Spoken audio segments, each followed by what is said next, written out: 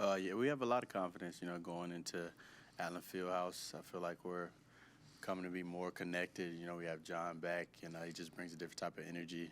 Guys are continuing to play within their roles, but showing how gifted they are, and we're just trying to feed off each other. So it's gonna be an exciting game.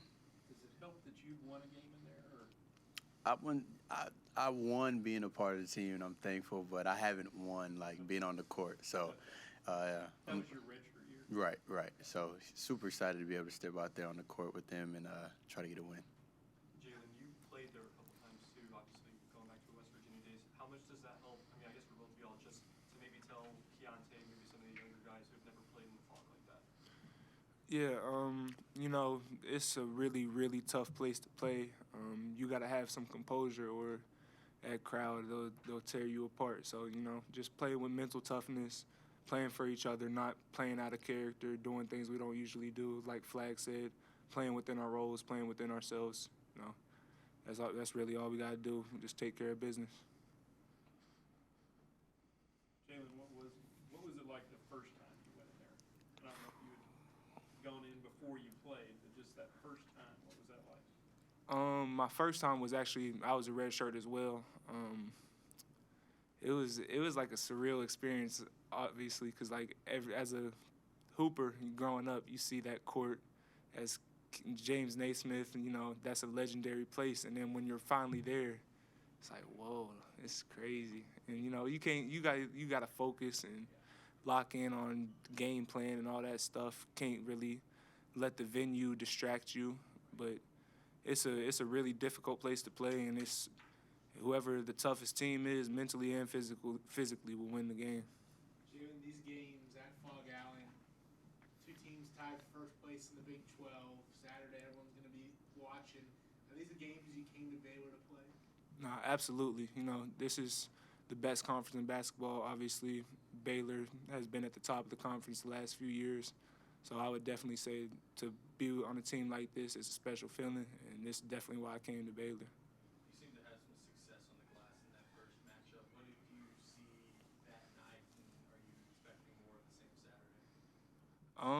Honestly, I just run. I see the ball in the air. I just run in there and try to get a hand on it, try to grab it, kick it out to one of these guys for we call them dagger threes, and just kind of try to help my team win it any way possible, whether that's rebounding, making shots. I just want to win.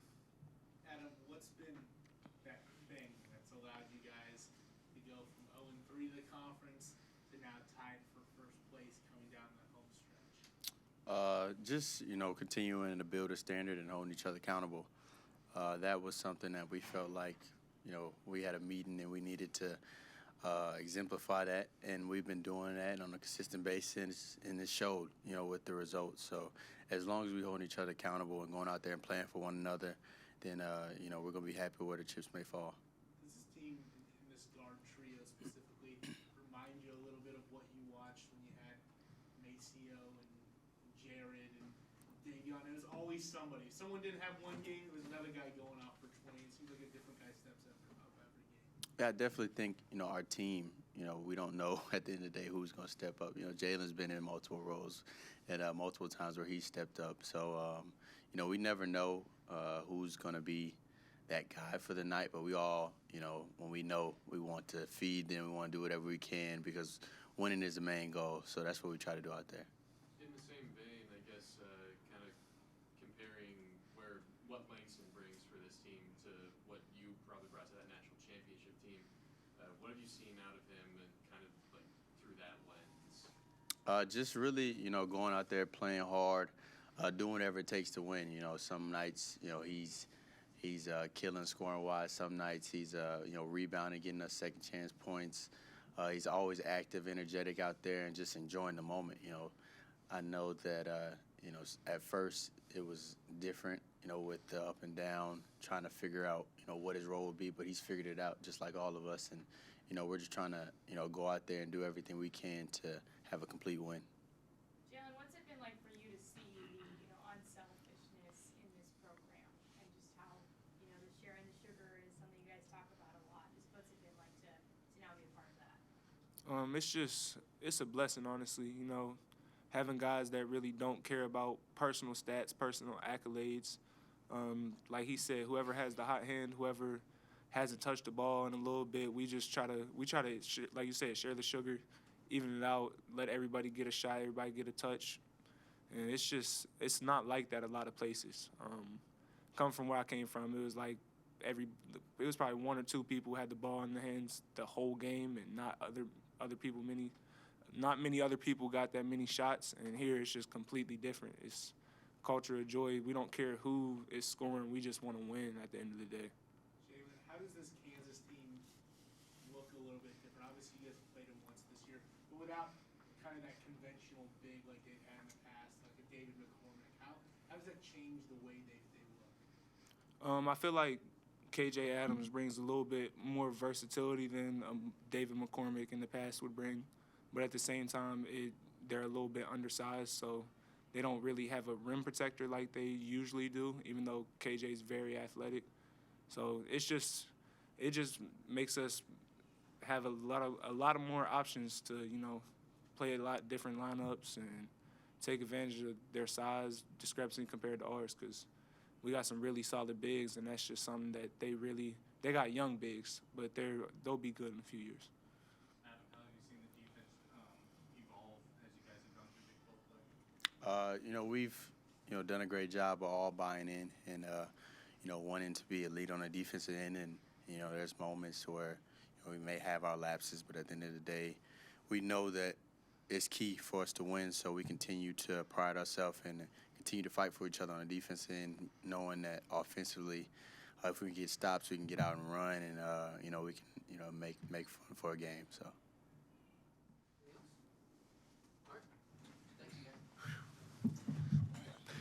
Absolutely. You look at it, last 3 years, 2 winningest Power 5 programs, last 2 national champs. I heard one commentator said it's the new North Carolina-Duke rivalry. But at the end of the day, a lot of respect for Coach Self, their program. Everybody in the Big 12, it's a war each and every night. So this is just another one of those, if you do everything you can, it gives you a chance to have an opportunity down the stretch to get a win in a tough environment. Do you, obviously y'all played in a lot of tough arenas. Mm-hmm. Do you prepare them any differently for this, or, tell them what to expect? Obviously a lot of guys have been there, but. Yeah. There's every road game you try to go over what you want to do offensively, defensively, different signals you'll use if the crowd's too loud, you can't hear. And that's why it's always more challenging playing on the road than at home. So that's part of why it's tough to win on the road. But the big thing with Kansas, why they're good at home, is like every Big 12 team, they usually play better at home. And it starts with us taking care of the basketball, not giving them easy buckets on our turnovers. We got to do a better job rebounding than we did last game against West Virginia on the defensive glass. And then offensively, we have to do a good job making sure we're getting the shots that are high percentage and the shots that we want. Coach, obviously you played Kansas before, but without the traditional center that they've had in the past, Yeah. how has it changed maybe the way that they look? Well, good coaches always adapt to their personnel, and the last time we played them, they did a lot of switching. They have a lot of guys similar size, and Coach Self did a good job utilizing that. And there's always strengths and weaknesses with any player, any team. Obviously, they've had some tremendous bigs in the past. KJ's really given them a different kind of dimension in the past. So than the past. So with us, the big thing is on the road in the Big 12, you just got to make sure that you're not giving people easy buckets. And that starts with taking care of the basketball and getting back in transition defense. How do you get it? Jalen, when he talked about when he went to the Fog for the first time, he kind of was like wide-eyed and just taking it all in. Yeah. How do you make it so that when Keontae or Langston step Yeah. on the floor the first time, they're locked in the basketball? Well, the best thing is they've been to other Big 12 venues, and I mean, again, which one's louder. They're all loud. I mean, 747, 737, whatever the different planes are, they're all loud. So, I mean, it's a loud gym. That's life on the road in the Big 12. And with us, it's more about the players on the court. I mean, the fans haven't scored any buckets against us all year. So, again, we got to do a good job in controlling what we can control and making sure that we put our best foot forward and don't beat ourselves. You guys did pretty well on the glass in the first matchup against them. How key is that tomorrow, and how much do you turn to Jalen to almost do what he did against Kansas here? Well, I think that's what makes a good team is you got to have different people capable of stepping up because not every night is your night. There's certain matchups that benefit you and benefit your team, and you try to always exploit what advantages you might have. But at the same time, the teams that are really good have multiple people that are capable of stepping up and having great games. And I think you look at TCU, Adam had a great game. You look at West Virginia the first time, Keontae had a great game. You look at West Virginia the second time, LJ had a great game.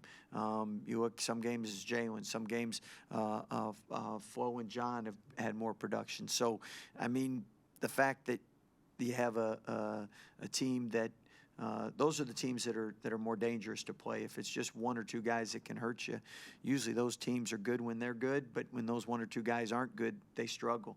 And it really takes a team to win. So don't know who will be on come Saturday, but hopefully everybody's on defensively and we're all taking the right shots. And then from there, who's ever making more plays, then you're being a great teammate and getting them in position to make more great plays. That rotation, as you said, is kind of a different night. Every night's a different Yeah. guy.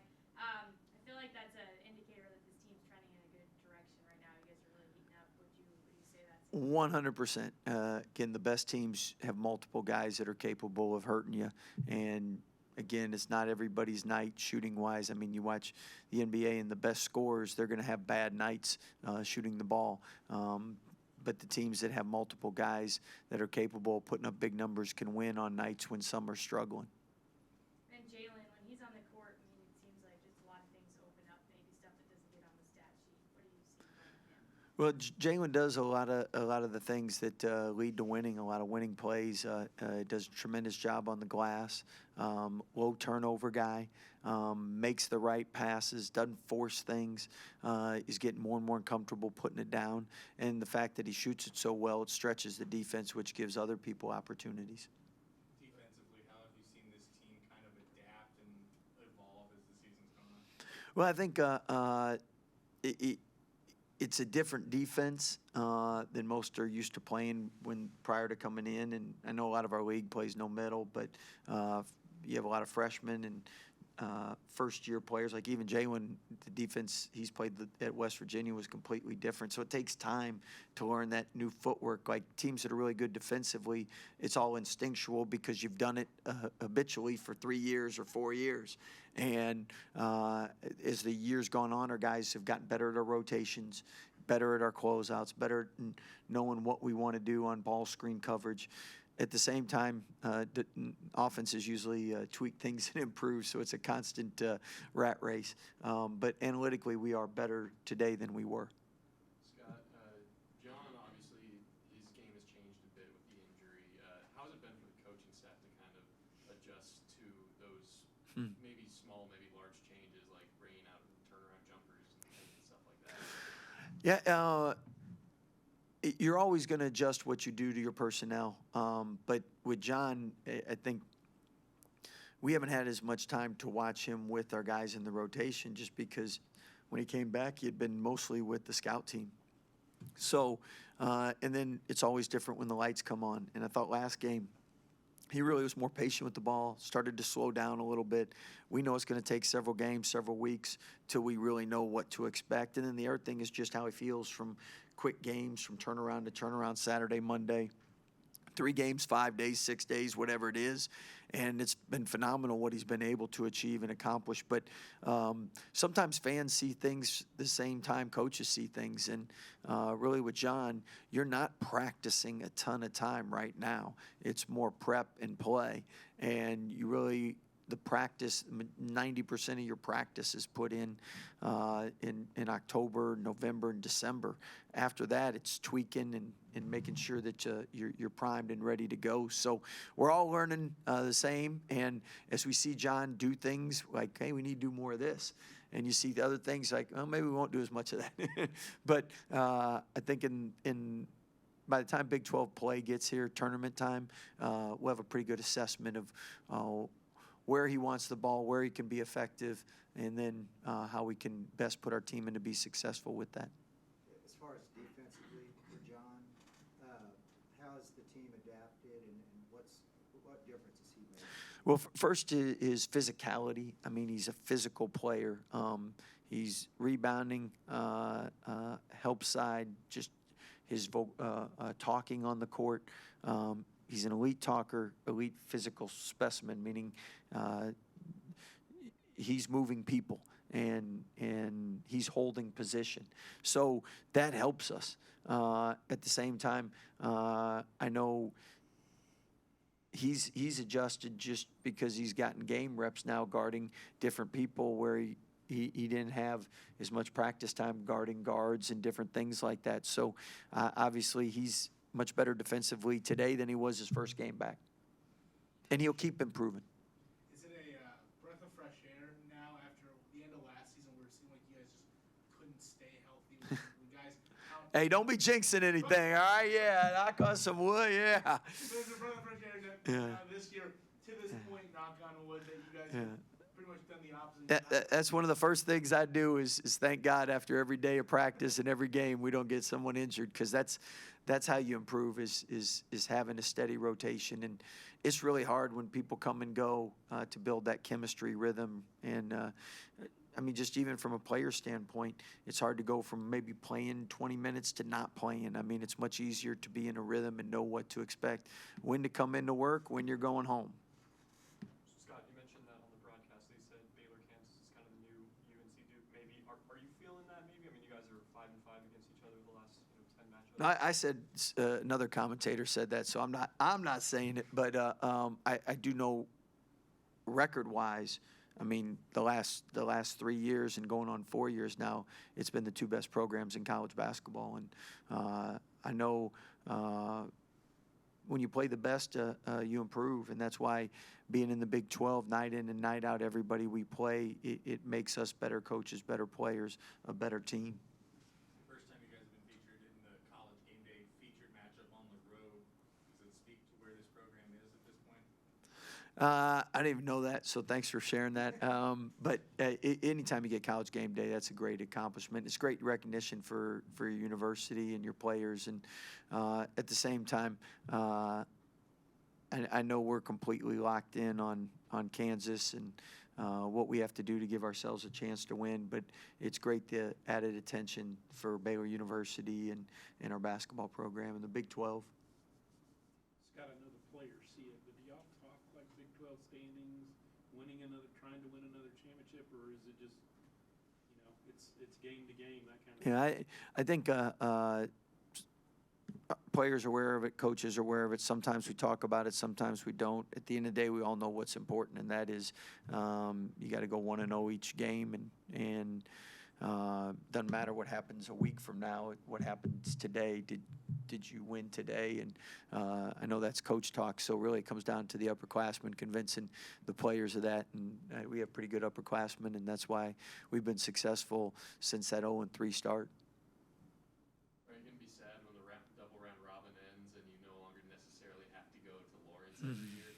Well, I can tell you that the best thing about being, since we've had the one true champion, I mean, nobody can argue on, well, they didn't play as tough a road schedule, or they didn't have so-and-so at home this year. And as a coach, that's really, I mean, coaches always want equality and let the best man win and the best team win. And when you play everybody twice, there is no argument. I mean, that's a true blessing. And because of that, net rating-wise, I think our conference has benefited. Conferences that haven't had that probably haven't been had as many postseason teams or the seeds like they'd like them. So I will miss that part of it. At the same time, I know we can't have 30 home games or 30 conference games. So it is what it is. But it is nice being able to play a team at home and at a road. You make adjustments, and at the end of the day, you know that, well, we had an easier schedule this year, so that's why we were champs,